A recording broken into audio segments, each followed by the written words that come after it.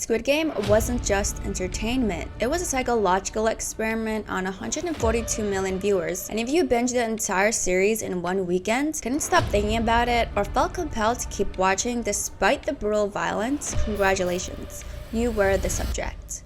Welcome to The Darker Lens.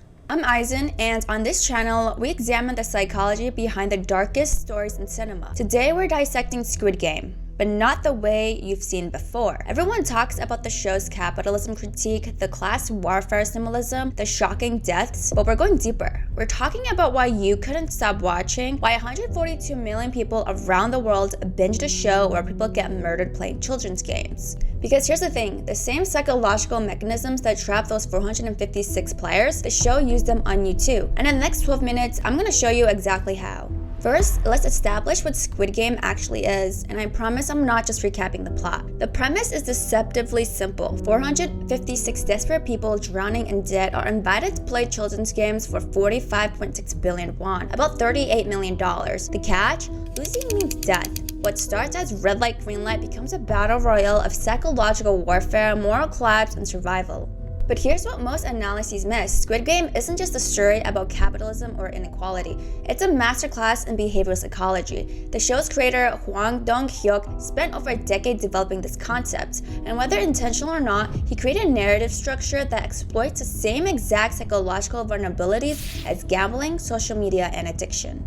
Think about it. The players are given a choice after the first game, leave with nothing or stay and risk death for wealth. 201 people choose to leave. They go home, they're safe. And then almost all of them come back. Why? Because the same reason you hit next episode at 2 a.m. despite having work in the morning. The show and the game understand something fundamental about human psychology. We're not rational creatures. We're predictable and we can be manipulated. Let's break down exactly how. The first psychological trap, and this is crucial, is something called intermittent reinforcement. And if you've ever struggled with gambling, social media, or checking your phone obsessively, you already know how powerful this is. Here's how it works. In psychology, there's a principle discovered by B.F. Skinner. Unpredictable rewards create stronger behavioral patterns than predictable ones. Slot machines don't pay out every time. They pay out randomly. That unpredictability creates addiction. Squid Game uses the same exact mechanism. After red light, green light, the players see the piggy bank fill with 25.5 billion won. That's visual, tangible reward right there. But they don't know who will survive the next game. They don't know if they'll be the one to claim it. That uncertainty, that's what makes it addictive. But here's where it gets brilliant. The show doesn't just use this on its characters, it uses it on you, the viewer. Every episode ends with a cliffhanger, an unpredictable outcome. You don't know who will die next, you don't know which character will betray another.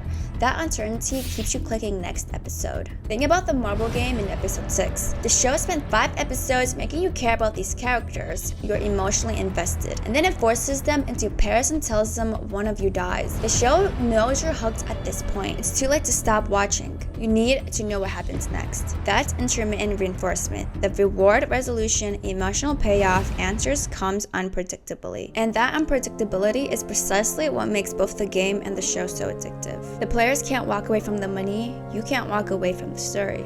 Same trap, different bait. Now, the second psychological mechanism, the sunk cost fallacy.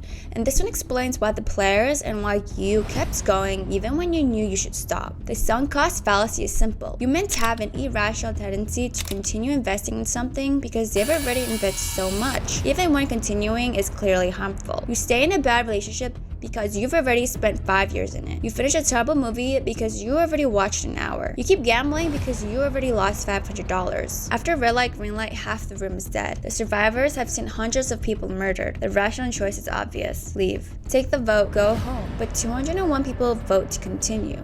Why? Because they've already survived one game. They've already witnessed the horror. To leave now would mean that trauma was for nothing. The sunk cost fallacy whispers, "You've come this far, don't waste it." And then when they do leave, they come back. Why? Because their real world problems haven't changed. The debt is still there, the shame is still there, but now they have something else. The knowledge that they survived once. Maybe they can do it again. This is the sunk cost fallacy spiraling. Each game they survive becomes another reason to play the next one. I hadn't come this far to quit now. I didn't watch 255 people die just to leave before the final game. It's a psychological ratchet that only tightens. And you, the viewer, experienced this too. By episode 4, you've invested 4 hours. You've seen the honeycomb game, the tug of war, the midnight massacre. Maybe it's too violent, maybe it's too stressful, but you've already invested 4 hours of your life. To stop now would mean that investment was wasted. So you keep watching. Same trap, same psychology. The third mechanism, social proof. This one is fascinating because it works both in the show and in the real world where 142 million people watched it. Social proof is a psychological principle people look to others to determine correct behavior, especially in uncertain situations. If everyone else is doing something, it must be right, it must be safe. In the glass bridge game, this is literal. The players at the back of the line have an advantage. They can watch the people ahead of them die to learn which panels are safe.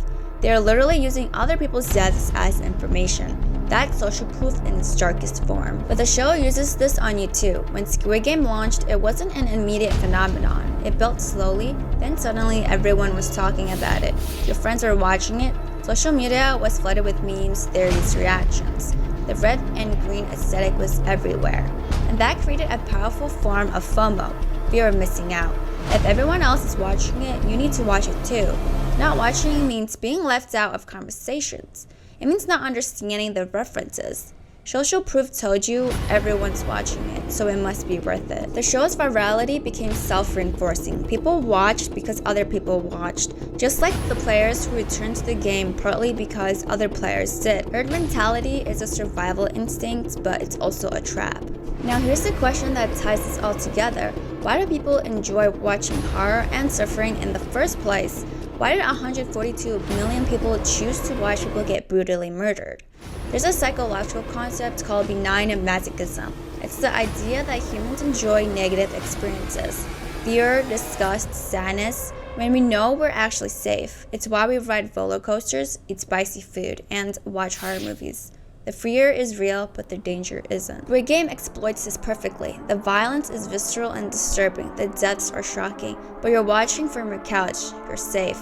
That combination of real emotional response plus guaranteed safety creates a unique psychological high. But there's something deeper here too. Squid Game lets us explore our own moral boundaries in a safe environment. Would you sacrifice a stranger to save yourself? Would you betray your friends for money? Would you keep playing even after seeing hundreds die? The show forces these questions without forcing you to actually answer them in real life. It's psychological exploration without consequence, and that's deeply satisfying to our brains. There's also a dark mirror here. The VIPs in the show watch the games for entertainment. For the same reason you're watching the show is subtly asking, what's the difference between them and you? They watch real people die for entertainment. You watch fictional people die for entertainment. Where's the line? That uncomfortable parallel is part of why the show sticks with you. It implicates the audience in its critique. You're not just watching a story about exploitation. You're participating in it, at least metaphorically. So let's bring this all together. Squid Game succeeded both as a story and as a global phenomenon because it understood human psychology at a fundamental level. The intermittent rewards kept you hooked. The sunk cost fallacy kept you watching. Social proof made it a cultural juggernaut. And benign masochism let you enjoy the horror from safety.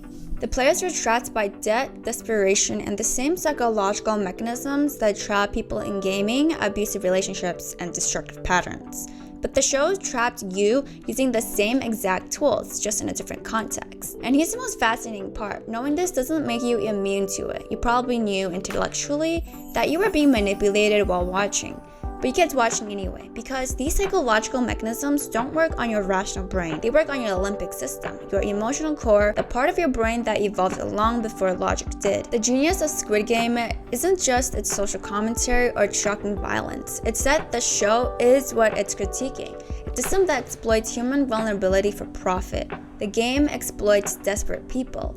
Netflix exploited your psychological vulnerabilities. Both succeeded wildly, and that's why 142 million people couldn't stop watching.